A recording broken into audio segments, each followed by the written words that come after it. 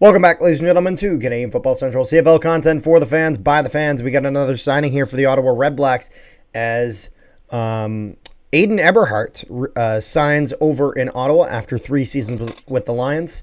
In his first year, didn't get a ton of time. Second year, got even more time, full 18-game schedule, as well as this past season. And he grew quite a lot and as a receiver and is really getting close to getting 1,000 yards. I think he's kind of due for that. I think probably in this next year, we could very much see that, depending on the role that he gets with the receiver core in Ottawa. But he gets 863 receiving yards, 4 touchdowns. I will say this was a guy that I paid more attention to. For those who are not aware, me and Rick had done a player interview with Ayden Eberhardt from his time over in BC. If you check out our playlist where we have our CFC Canadian Football Central podcast episodes, you guys can check out that player interview. It's like an hour long, goes through all sorts of stuff, including all the weird foods he likes. But he's a good dude, and it was one of those things where I think that he was probably in my opinion, one of the most improved, in the sense of that he comes in, and when he starts in that second year, 639 receiving yards. He was good, but it was one of those things where you could tell he was almost like, I'm not going to say an afterthought, but he wasn't the 1-2 punch for BC. And I don't know if the Lions saw him as that. However, I think Dinwiddie sees the serious potential that Eberhardt has and what he can do with over in Ottawa. So I guess my question is, firstly, how long is this deal, Rick? Okay, so we have the max information for this.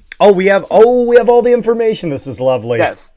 So he is getting paid $285,000 over 2 years with a max of $299,000, so say $300,000 with incentives. Over the course of 2 years, though. So it's about $150,000 a year, roughly. So that's if he makes the incentives. If he does not make the incentives, minimum, he's looking at $142,500 per year for 2 years. Okay, so he's making pretty close then. Okay, so roughly around $150,000. Yeah, between 140 to 150. Yeah. So he's making, that's a pretty good deal. Wow. I'm surprised he's not making more. I'm not going to lie. Because, again, I think he's shown that he's grown a lot from season to season. And he's only 27, so he's on the younger side as well. Even if you kind of take a look at his time in college, he went to Wyoming. He played 5 years in Wyoming. If you want to learn more about that, check out our player interview we did with him. He talks all about it. And then in kind of that third year, he gets his first touchdown and whatnot, and he's around them later. And he never, it's funny, he never ends up playing like a ton of games for Wyoming. The most he plays in a single season is 6 for the Wyoming Cowboys in the Mountain West Conference. But it was able to get him into the CFL, and then it really seems like he's excelled under the waggle. The man has done well in 3-down football under the waggle. Sometimes you get that, Americans that come up to the CFL, and you can see that, if they were to go up into an NFL rookie camp, I don't know if it's going to work out, but man, they are really working under that Canadian system. They're doing extremely well. And Ayden Eberhardt, I think, is a guy who could really become a serious kind of 1-2 punch receiver in this league, potentially, if he keeps that growth up, because he's grown year after year, and we haven't seen any kind of stagnation in there. And so I'm curious to see if he kind of keeps that moving forward. As I've been very high on this guy in BC. It was one of those things where I think he had done very, very well there. And that's the thing is, again, with some guys, you'll see them kind of grow a little bit, and then they'll have that kind of that down year, and then they got to try to figure it out. And, it was one of those things. But, this was, if you were looking at this, like this was a stock, this is an investment that's going up. You know what I mean? The returns are getting bigger and bigger. So I'm curious to see if how far that continues before we see that cap out. So I'm curious. I think this is a great signing for Ottawa. So I could see, like, right now, he's penciled in as the WR3. Yep. Nope. Definitely. No, I think he is. I think you put him behind Geno Lewis and Justin Hardy. Yeah.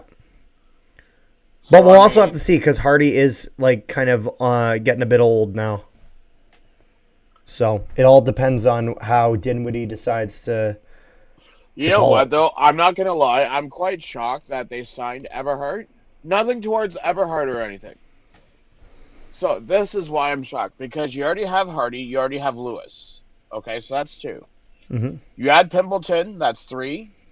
You add the first year or the first overall pick, whatever you want to call it. Well, not really first overall, but last year. Are you So talking about you Young or whatever his name was that we did a yeah. video on? Yeah. No. I'm talking about Keelan White, the first round pick last year. So that's four. Then you have Marner, the first round pick in 24. That's five. Ethan Jordan six, Ethan and Jordan, that's me now one. oh sorry, that's what 1, 2, 3, 4, 5, 6. Then you add Eberhardt. That's seven. Marco Dubois and Andrew Miller. There's not going to be enough receivers to go around. Someone's going to be sitting on the one game IR all the time. Yeah.